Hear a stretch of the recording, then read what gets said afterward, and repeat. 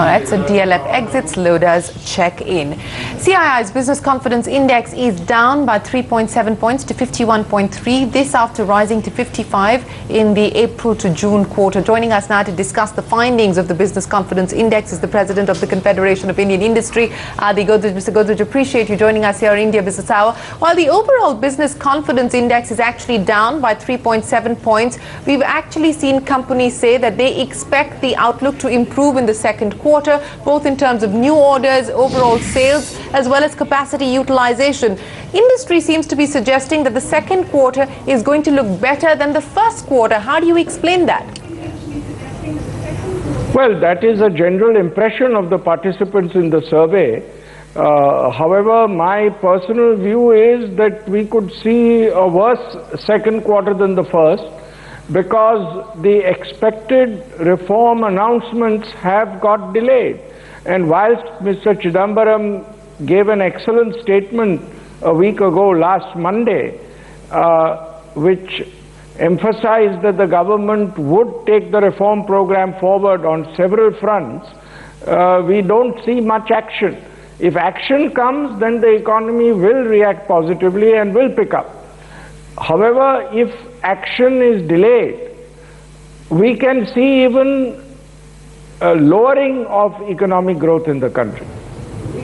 Okay, Mr. Godrej, I want to pick up on one of the other things that the survey talks about, and it says that overwhelming majority of respondents surveyed, almost 86%, saw the availability of credit decline as a big challenge. In the same survey, respondents expect inflation to be in the range of 7 to 8% in the current year. In that scenario, do you really expect the Reserve Bank to go soft on interest rates, which is what industry continues to demand? Well, I don't want to speak of what the Reserve Bank, I expect the Reserve Bank to do. I would like to speak about what the Reserve Bank should do in the interest of the economy. The high interest rates and non-availability of credit, especially to small and medium industries, is very seriously affecting industrial production and growth. It is affecting investment. It is also seriously affecting purchase of items consumers generally finance, like residential flats, automobiles, etc. So I think it is having a negative effect on economic growth, and the Reserve Bank should balance the inflationary situation with the growth situation. And I do hope that there will be an easing of monetary policy.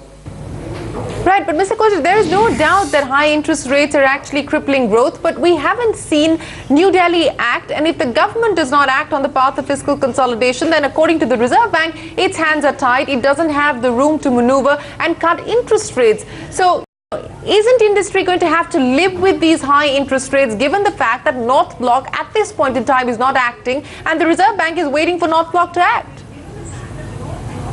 No, I disagree with the Reserve Bank's evaluation.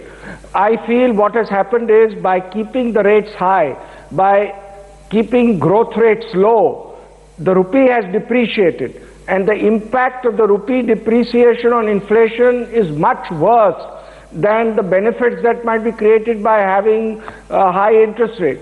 So to my mind, lower interest rates will help inflation too, because then the rupee will start appreciating, and that will bring inflation down. Okay, you know, speaking of inflation, one of the things the survey talks about is how raw material costs, electricity, fuel, wage inflation is all going to impact bottom line for India Inc. It has impacted bottom line in the April to June quarter as well. It's expected to remain at least at the same level, perhaps even get worse. Yes, I think profit growth in Indian industry has been negatively affected, and that will continue. The only solution is reform. The only solution is reform together with RBI action, which is growth oriented. I think all political parties, all constituents in India must single-mindedly go for growth. Growth is essential. Even the other agenda which political parties wish to bring about, which the government wishes to bring about, the social agenda and other parts of the agenda, will not be possible to do if growth suffers as badly as it has. Mr. Godrej, I'm sure these are the issues that you're going to bring up when you meet with the Commerce Minister tomorrow. There is a crucial meeting that Commerce Minister Anand Sharma has called with industry. As always, appreciate you joining us here to discuss the findings of the CII Business Confidence Index, which has taken a beating for this quarter. Up next, Sun Farm.